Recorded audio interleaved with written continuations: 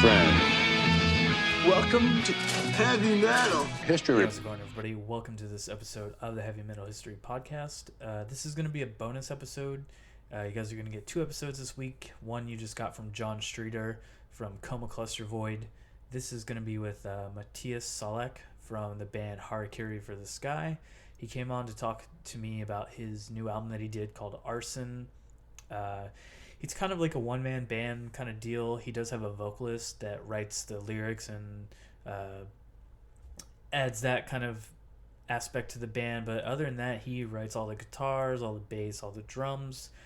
He did, I found out, have a drummer play in the studio recordings that I was under the impression that he did all the drumming.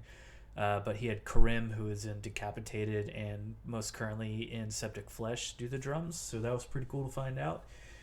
So we talk about Arson and kind of get into the nitty-gritty of that and his influences and kind of go from there. So I hope you enjoy that extra episode this week. And if this is your first time hearing us or checking us out, we appreciate it. Maybe go back and check out some of our other episodes. You know, we are a history podcast, but we do these interviews kind of in between when we don't have the time to sit down and get me and Matt to record just because we're on opposite sides of the country. So go check us out. You can find everything at www.heavymetalhistorypodcast.com. We are now on Spotify. You can download us on Spotify, iTunes, Google Play, all that shit. If you listen to podcasts, you know where to find them. Give us a little rating and review. You can also leave comments on our website. And we thank you guys for listening. So enjoy episode 44 with Matthias Sollak of Harakiri.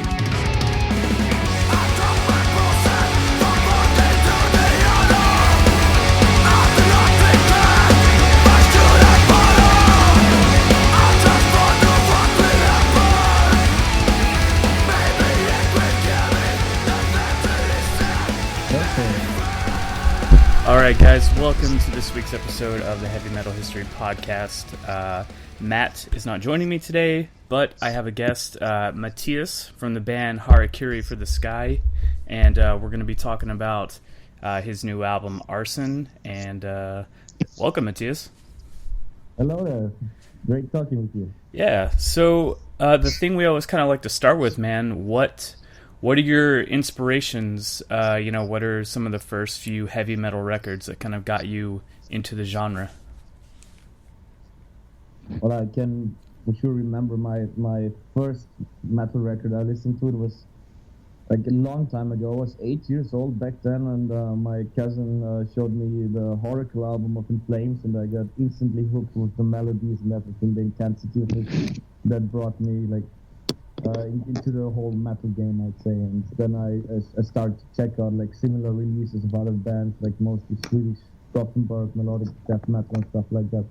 And that's how it went on. And a bit later I got into black metal, and I also love classic rock and so on. But that was definitely the start when I got into this like more harsh guitar music. So about how old were you when you kind of like first got your first taste of it? I was 8 years old. Oh, wow. Okay. Yeah, that's a good age to start. It's pretty early. Yeah.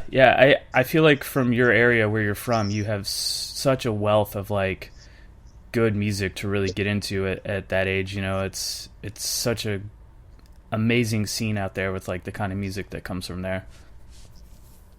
Yeah, well, in Austria, it's like the metal scene is kind of small, you grow up with mostly classical music. That's like the cultural heritage here. Everybody's very proud of like classical composers and stuff like that, and the traditional music here is let's say very simple and not emotional. So of course, like it was interesting to get into metal. And in Northern Europe, like in Scandinavia, it's a big thing, but in Austria it never was. And this it was never that popular, especially for like younger kids. So I was really happy I got the chance to get introduced to this very early. So was it pretty challenging growing up trying to find new music, like record stores and stuff like that? Did you have like a hard time kind of getting a hold of things, or did you have record stores that you could go to pretty easy? Yeah, actually I had and actually enjoyed it to go there, pick up a CD or like a record, and then they always provide like these players and you can put in the CD and check it out. That was actually a nice thing. It was not so easy to access music like today, where you can check out everything on YouTube or Bandcamp or whatever. Oh yeah. And it's also challenging because there's so many new releases every week, and it's hard to keep track what is happening. But back then it was a bit easier and also a bit more challenging to find something.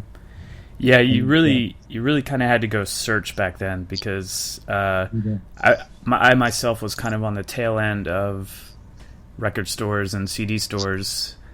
So having to go to a record store every week or every 2 weeks when I had an allowance, I either had to like take a chance on something by the record cover, or have a friend suggest something, and even then that was still taking a chance. Yeah, but you had to gamble a bit, but that made it interesting, I think. Yeah, I found some pretty cool bands that way, or even too like buying. I don't know if you guys got these out there very much, but like compilation CDs from record companies.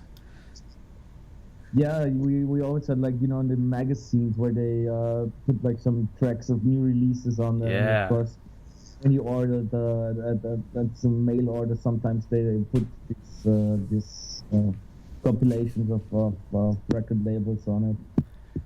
Yeah, but actually that was not so much how I get into it. Of course, at concerts, then I talk with other people like what bands they like, and if you can recommend something, if I like this and this band.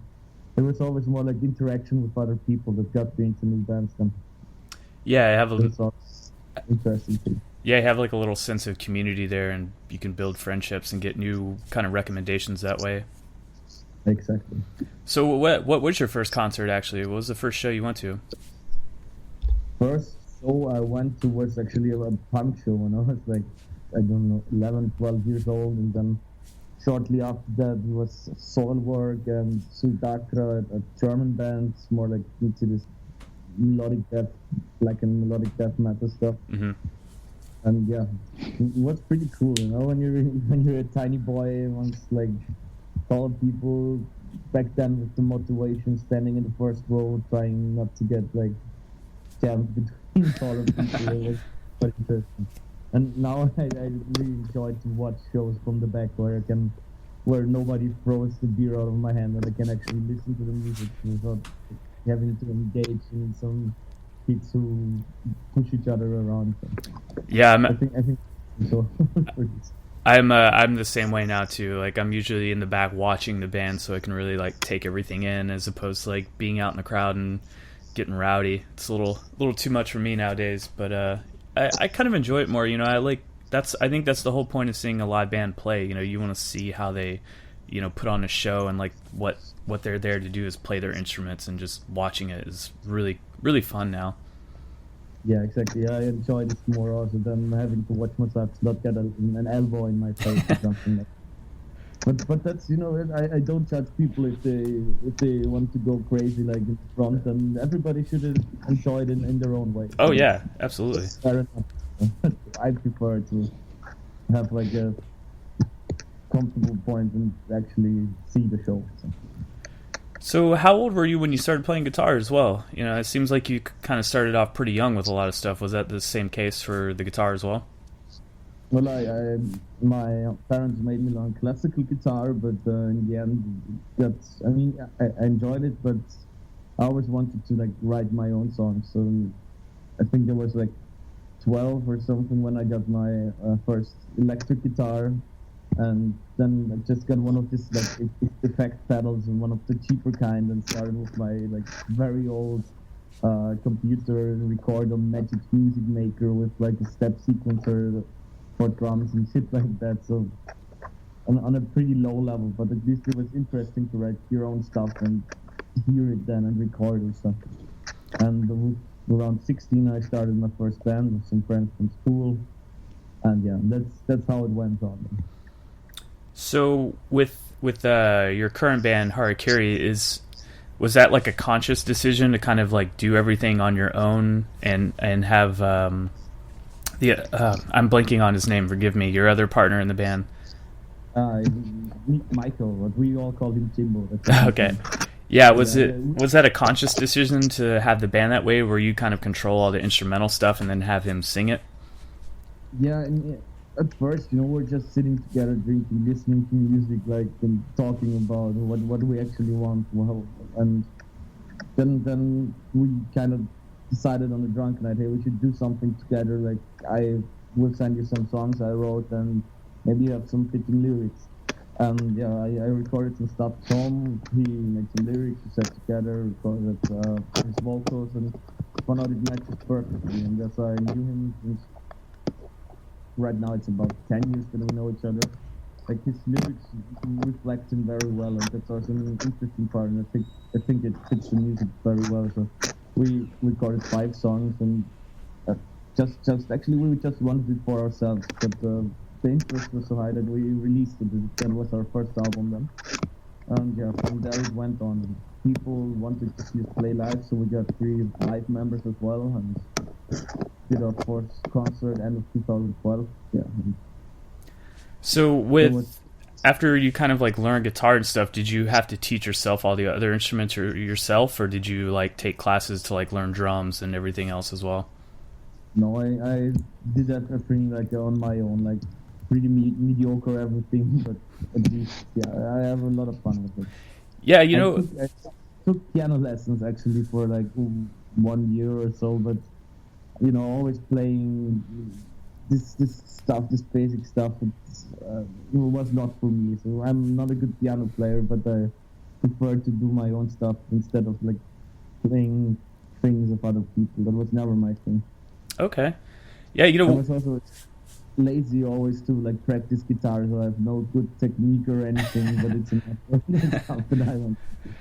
One thing I noticed about the record, man, when I was listening to it is, drums to me seem to be like the hardest thing to play, and the fact that you're all self-taught with drumming, man, I think you're a really good drummer, and there's one song in particular, man, where you like kind of let yourself go a little bit more, and it really shows like how good of a drummer you are. And I was just kind of like, man, this guy is.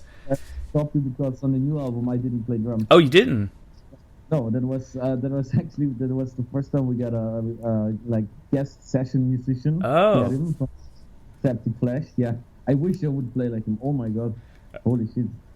I'm far away from that. See, I was under the impression that you kind of had written and recorded everything when we had got the press release for all the stuff. Oh no, on this album I didn't record the drums. Yeah, we invited Kerim as a session musician, and yeah, he checked out all this stuff in like 1 month, less than 1 month, and with the possibility to record with me, he played with Decapitated. I don't know if you know them, and I think they had like really quite a big press story going on in the US, being imprisoned there for some kind of shit. Yeah. Now he plays in Septic Flesh, and I'm just fascinated by his playing style. We didn't have to use any sample replacements. It's like not edited anything. It's just how he played it, and that adds a shitload to the album, I think. Yeah, I had actually. I used to tour with the band doing like crew work and stuff, and we actually toured with Decapitated when they did their first like comeback tour in 2010, and I'm pretty sure he was the drummer for them during that time, so I did get to meet him. Yeah, like a very calm guy, long like. Oh yes, yep. Yes, that's him. Yeah, he was very nice, very chill, amazing drummer. Yeah. So that's a coincidence. Yeah, it's pretty weird. Oh man, I wish I'd known that a little bit more. They didn't really mention that to us when we got all this stuff for you guys. But that's why we're doing the podcast. So this is cool little bits of information here. Well, now. So, how long did it take you to kind of start writing material for this new record? I started writing actually before the third album was released, because from the point where an album is done, it takes like half a year at least to get everything to the pressing plant, get the promotion going. Yeah. So the album is actually finished like 6-7 months before it's actually released. Mm-hmm. And mostly I start writing already before the actual release. of the album, I start writing for the next album already. Wow. So I guess songwriting process took me this time around, I don't know, a bit less than a year, and then I did all the pre-productions, so our singer could do the lyrics and everything. And then we started recording the drums with Kerim, and I recorded guitars and bass at home. We went to a friend's studio to reamp it and mixed it there and recorded the vocals there, and that was, I think, done in about 2 months because the recording studio is really close to where I live, and so we had no stress with that. And the album was finished in June 2017, I guess, and I started already writing new songs. So wow, so it's... let's see the next one will be ready. So when you start a song, what do you usually start with first? Like just guitar, and then do you kind of write the drum parts and stuff after that, or do you let other people kind of come in and do that stuff? No, I don't really have a concept. Of course, I write all the drum tracks also, but I usually have like a melody in my mind, in my ear. I don't know, and then I have my little loop pedal and play around, and then create a riff out of it, and then I think, okay, this would sound good before, and then I develop a clean part after, and then it's just I don't have a concept. I say, okay, there's a chorus, and so on, and the bridge. It's a very chaotic process. But I start always with guitar melody, and sometimes I also have a drum groove in my mind, and say, okay, this riff could fit on top of that, and then it really changes from song to song. Okay. But I do it all like in the privacy of my bedroom, because I couldn't arrange it with other people around. That's a process I have to experience on my own. Yeah, so it feels more comfortable for you to kind of like do everything on your own. Yeah, I think I couldn't work with other people interfering with that and maybe making me doubt the ideas and stuff like that. So I kind of need my own privacy to write them. Yeah, I mean that makes sense. If it's it's kind of like your passion art project. Of course, you want it to kind of fulfill the vision that you have in your mind. So I can see why that's kind of how you want to do it. Exactly. And with the lyrics that Jim was doing, I have absolutely no problem, because it's actually interesting how we never had like say that he didn't like the song or I didn't like any of his lyrics, because as soon as I hear them, I know exactly about what part of his life it's about, what he's actually singing about. Mm-hmm. And that's kind of personal, and I know his lyrics are very honest, and so in fact I never had any part where I say, okay, let's not use that, because it's like it harmonizes very well. So I guess without speaking too much for him, what are some of his like overall themes in his writing and lyric style for this record?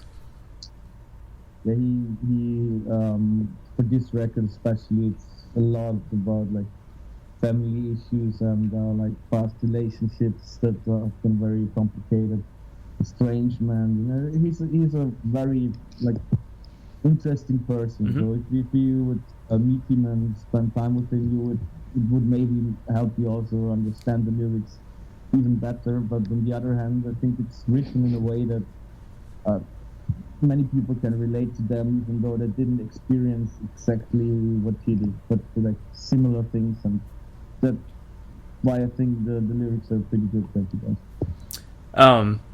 does. I don't know if you're aware of the show Twin Peaks, but is that song Fire Walk With Me a Twin Peaks reference at all? I've heard it many times already. Okay. But yes, it's related, but it's not the song's topic is nothing with Twin Peaks. It was something Okay. that connected, because he was, I don't know if he said he was watching it at the time or something, or if it was just he just likes it and it fits the lyrics or something like that. Yeah, it's still pretty cool. It was not a coincidence. He was well aware of that. That's cool. Yeah. I mean, even then, the fact that the album is called Arson, the fire theme is still there, and it goes really well with it. So I like it.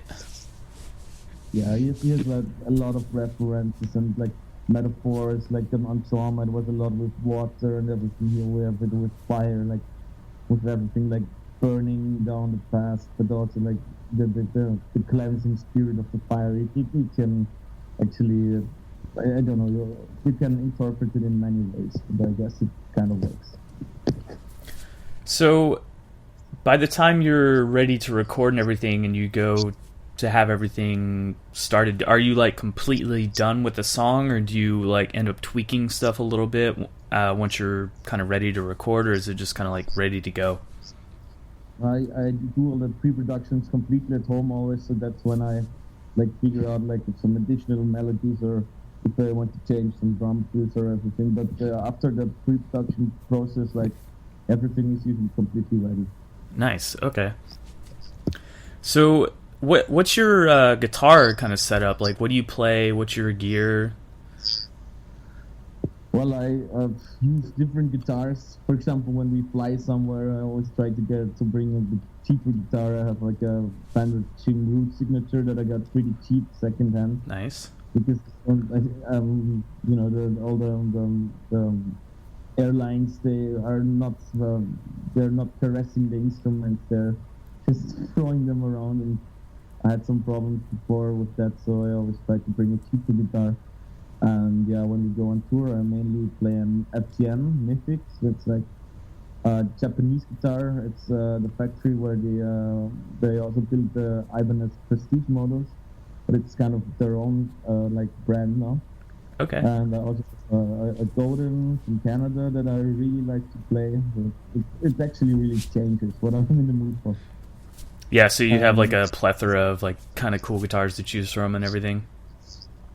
Yeah. I have a few that I really like and like sold the ones that I don't like. So. And yeah, but like amps, I usually use PV amps because I like really like how the high gain sounds of PV. Mm-hmm. Right now I have a 6505, the tiny version because I'm just lazy and it's easy to carry on tour. The triple X and then just some reverb and delay pedals, and that's pretty much it. So I don't have like a super complicated setup. Try to keep it rock and roll on stage. You know, it's kind of cool that you have like such a simple setup like that, but it works well enough to where it sounds like it's more, which is kind of a cool thing that you can get that much sound out of like that simple of a little like couple delay pedals and stuff like that.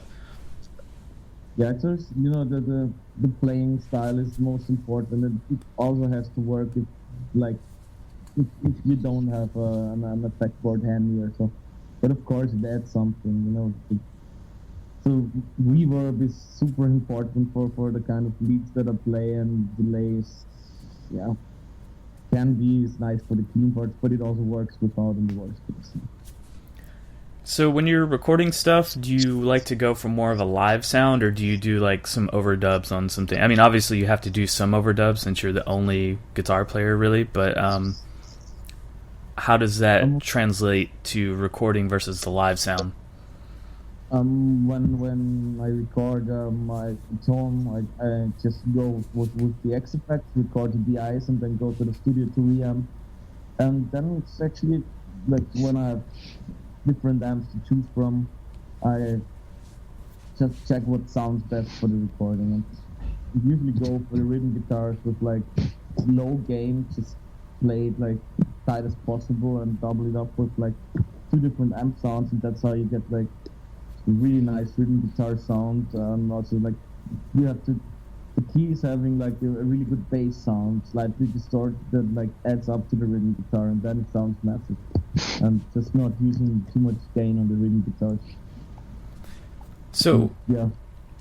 Have you had any or seen any challenges with trying to like cross over into like, I guess, getting into America as far as like getting your record and band out there, or has it just been kind of mainly European audiences that you kind of go for?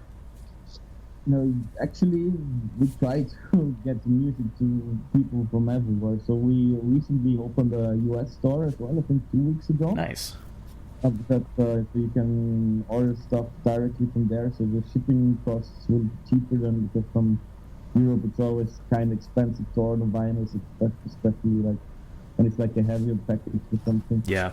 So now it should be easier accessible for US fans as well. I got like a lot of positive feedback from the US lately, many fans from there, so that's actually a really cool thing, and I wish it would be a bit easier for a European band to tour in the US, because you have like incredibly high visa costs and shitload of paperwork and everything. It's not that easy for an underground band to legally tour the US, unfortunately. Yeah, I can imagine the cost it's just not worth it in the end for like what you guys have to pay.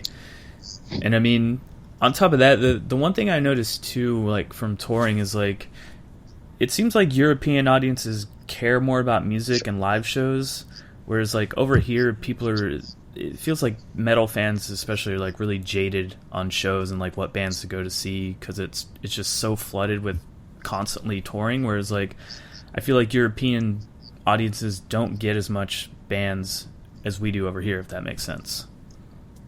I don't know actually, because we have a shitload of tours in Europe. It's of course it really depends on where you live. Mm-hmm.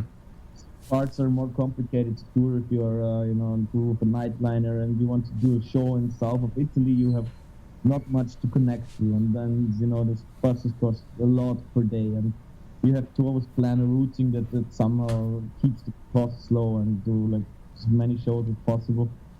Yeah. So if you live like I do in Vienna, for example, there are so many shows because it's so central and there are many like bigger cities around, so it's like perfect for a tour stop. If you live in southern Spain maybe, or on a Greek island, then of course you don't have many methods.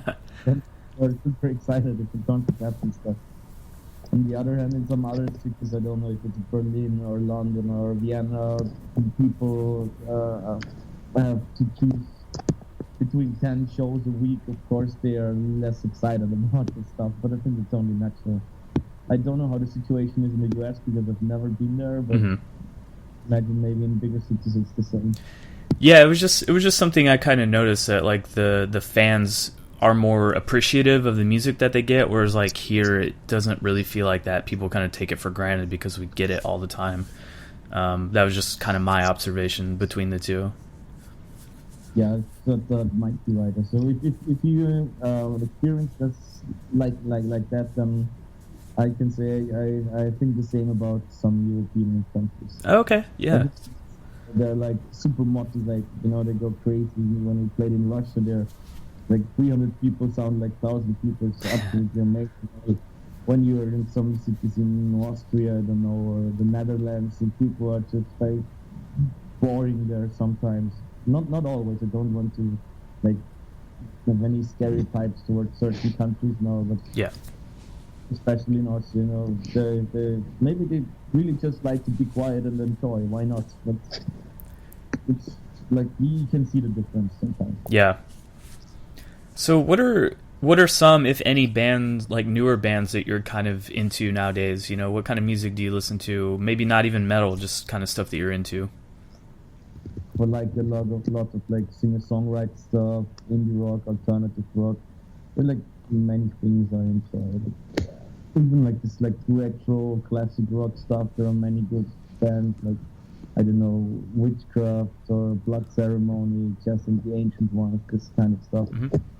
And also some kind of, there's also good pop music out there. It's always hard to define by genre, because there's a shitload of good music out there. And so yeah, it's always like folky stuff like First Aid Kit from Sweden, for example, or Magnus Pelander from Sweden. There's actually a shitload of good music from Sweden. I don't know. There's like I like some mostly rock music lately, actually, because if you play metal all the time, you need something a bit more calm to listen in between. Yeah, I agree 100%. I'm kind of the same way. Like, as much as I like metal, sometimes I just need something else to chill out to. But it was another thing that I noticed about the record too, is like, as much as it's a metal record, it does have like a bit of a softer side to it that you can tell like there's some other outside like rock and indie influences infused into it. So I was kind of curious of what other stuff you're into besides heavy metal. Yeah, well then you definitely heard that right, because yeah, I like indie rock, alternative rock, all this kind of stuff. Anything that kind of has like a melancholic feeling. I don't like too much. It's just like happy party music. Mm-hmm. It's like it's relaxing and like you might call it beautiful. I don't know, melodies. You know, I'm really trying to think about certain bands that I could name you right now, but it's pretty funny at the moment. Yeah, for example, I really like Placebo lately. I've been listening to Placebo a lot. Nice. Yeah, I used to be into them a little bit. I haven't listened to them in quite a while, but yeah, they're a really good band. Definitely. So, is there anything else you'd want people to know about the record or the band before we kind of wrap it up here? Not in particular. Just shout out to the US fans that I'm really happy for the support, and that I hope we can maybe next year or so try to play over there. Yeah, that'd be nice, man. If you guys could get over here, I think people need to definitely check out your band, and you know, I'm really curious myself to see what your live shows are like. So I would definitely be looking forward to it. It would be nice to meet you. And we will try our best, and let's see what the future brings. Cool. So the record comes out the 16th. Am I correct? Exactly. Cool. Or more days. Awesome, man. Well, thank you for taking the time to do this. I will definitely make sure everybody checks out your band and your record. And yeah, man, I'm looking forward to whatever you do next. So thank you for coming on. You're very welcome. Thank you, too. Yeah. It's great talking to you. All right, man. Well, have a good day. Okay, have a good day, too. Bye. Okay, bye. Be excellent to each other. And... Audio!